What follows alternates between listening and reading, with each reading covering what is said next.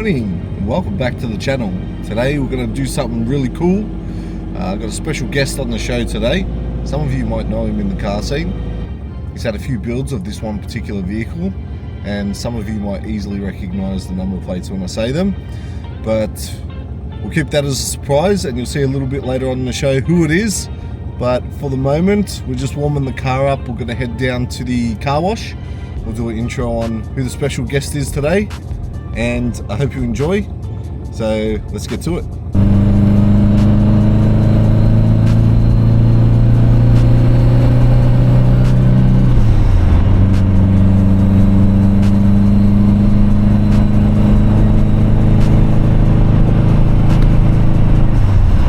Morning, we're here at the car wash with my special guest today, Anthony. A lot of people will know you in the car scene as Junior Rex, the one and only. Ant's just finished washing his car. I'm about to do mine, and then we're going to get some footage. Hope you guys enjoy. Welcome. It is me. I am Nick's brother. You can see we're wearing the same top. Representing our friend's brand, the Go Hard Son. And like Ant mentioned, yes, we are brothers. We both got Subarus. I won't say WRXs or STIs, but we've got Subarus. But we'll learn a little bit more about that later on in the episode. We're going to wash the cars now, and I hope you guys enjoy.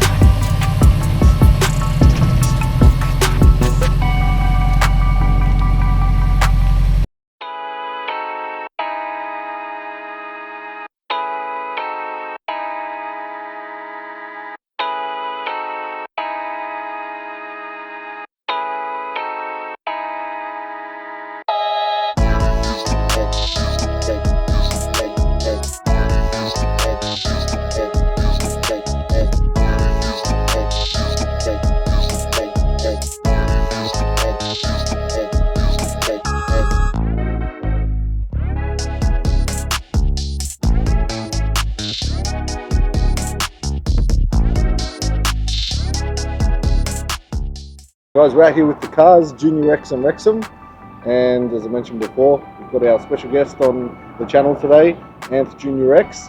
We're going to talk a little bit about his Subaru and all the different forms it's been through over the years. He's going to give us a bit of a rundown. He's going to tell us why it disappeared for a big chunk of time, many years, and then why it came back and the whole reason behind that. Hey guys, Morning, Anne. good morning. Nick Rexxem, Ant Junior Rex here. This is my 2006 Subaru Impreza. It's not a Rex, it's not an STI. That's why the plates were Junior Rex, because it was never a Rex. So I got it in 2008. It was my first car. It was around July 2008. Completely stock Impreza. And straight away the bug for modifying it began. And within a month I had a stereo, exhaust, and then wheels, and then a year later, when Junior Rex was created, the plates Junior Rex became a thing. So I had bought a WRX. It was pretty much written off, but the engine was still good. One weekend I got a bit bored. It was Melbourne Cup weekend in 2015, I think. I just thought, why not just bolt on the WRX setup to the NA. I had headers, I had a turbo, had an up pipe, had a dump pipe. So it took about 4 days to do the transformation. It ran around 10 PSI for about a year and a half. Back in 2016, that's when I actually bagged the car. Things escalated from there, a lot of camber. So the XD9s that used to be on Rexxem, they were originally on Junior Rex, the white XD9s. So I kept on getting defects and I thought that's enough of that. So the car came off the road and I sort of did it in secret. I bought the Carlton flares, the sedan front end, so the front bumper, front guards and side skirts, all from a 2006 WRX. The car that I bought the front guards from, when I met up with that guy, said, "What else do you have?" He's like, "I've got a full 2006 STI I'm stripping." I'm like, "You're selling the Brembos and the 6-speed conversion?" I bought it. From just putting on flares and wide wheels to transforming it basically into an STI without the STI motor. So from everything from the gearbox to the wheels is full STI. Front control arms, rear cradle, Brembos. Car was off the road for a little bit in preparation for World Time Attack Challenge in 2016. I didn't tell anyone, there was nothing on Instagram. I just worked in silence, like in the background, made the flares fit like pretty much perfect. And then it went off to get wrapped about a week before World Time Attack. I wrapped it in 3M Sky Blue, and the wheels I had Cosmos XTO 7s in 18x11. Thought they'd fit, turned out they didn't clear the Brembos, so I had to run 25mm spaces on the front, which made them extremely wide. It was a real aggressive setup. I didn't get to see the car with the wheels on until actually in Sydney. The night that we got to Sydney for World Time Attack Challenge, about 9 o'clock at night, I want to see the car with the white wheels. I was out there changing the wheels.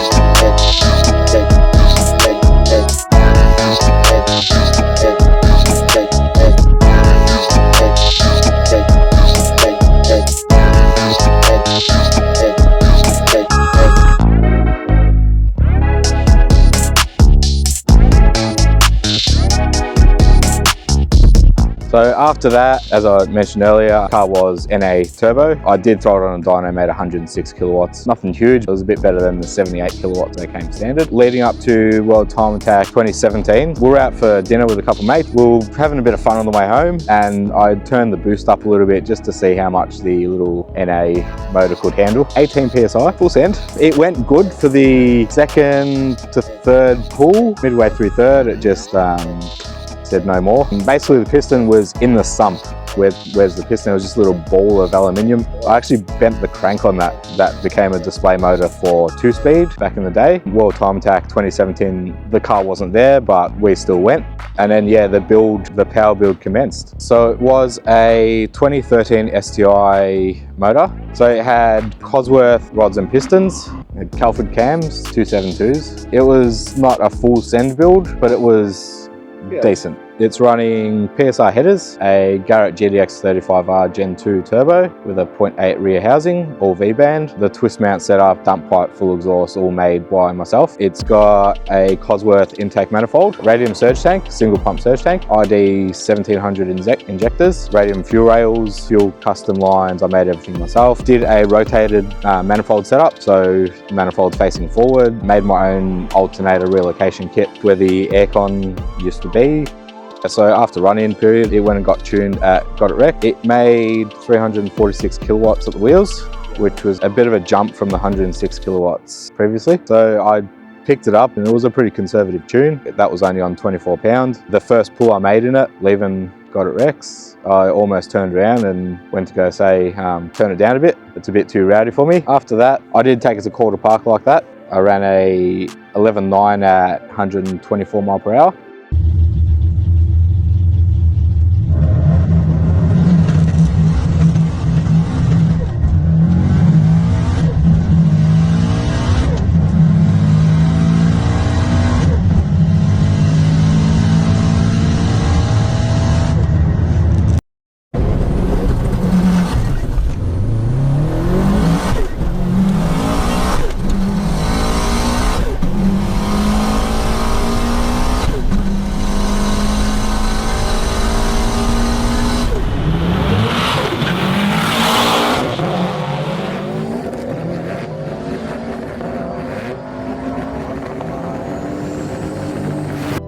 launching an all-wheel drive, like you go there thinking, yeah, you've got all the grip in the world and you just clutch dump it and off you go, but it's not like that. It took a little bit to learn how to launch it properly on the track. I was looking forward to taking it back. We had a little mishap with the engine, so the motor blew, and at that time I just spent a lot of money getting the car to where it was, and it was a bit disheartening at the time, so I just packed it away and I took a little bit of break from the Subi and from cars in general. So the car got tuned while it was still blue. I pulled the wrap off probably a week later after I got it tuned. Didn't want to stand out to the police being bright blue with the power setup and what it was running. So I stripped it and then it went back to the most wanted garage. It got wrapped in, it was almost like a midnight purple. It was called Gloss Wicked, and it was like a black with a bit of purple in it. So under the light, it was like a dark purple, but at night it was basically all black. Actually, these wheels that are on it now, they went on the car back then. They are Enkei PF01 Evos, 18 by 10.5 plus 15. And yeah, they were black when I got them. So the car was all blacked out. I did red underglow and the red demon eyes in the headlights. The car was like that in 2018, and then the engine let go in 2019. So in 2023, that's when I sort of got a bit of motivation back.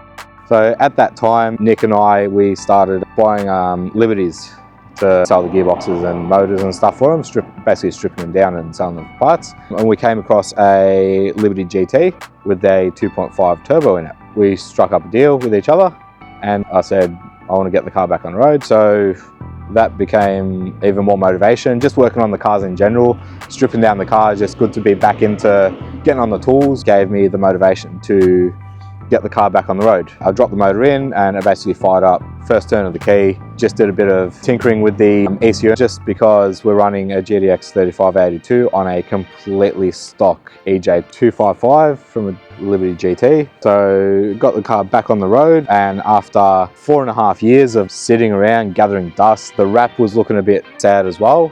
So in 2024, the car was back on the road and I got accepted to put it on display at the F1. 2 days after the F1, I started pulling the wrap off again.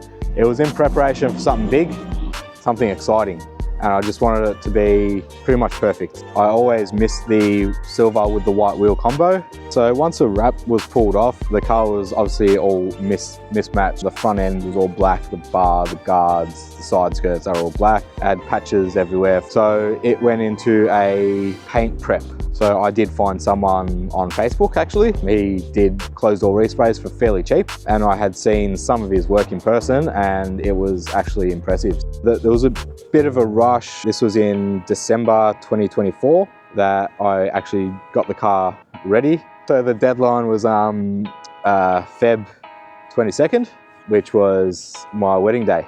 So the car needed to be basically done. My wife was a little bit concerned about not getting the car ready, and I told her, like, it'll be ready, trust me. It was my wedding car. So I drove my car on my wedding day to my wedding. So going from 2008 when I got the car, I'd never imagined driving that car to my own wedding.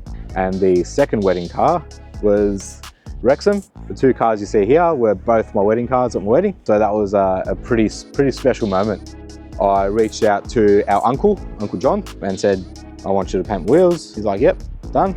Did an amazing job on them. Back on that first cruise of the wedding morning, the last time these two cars were together on the road was I think it was 2016.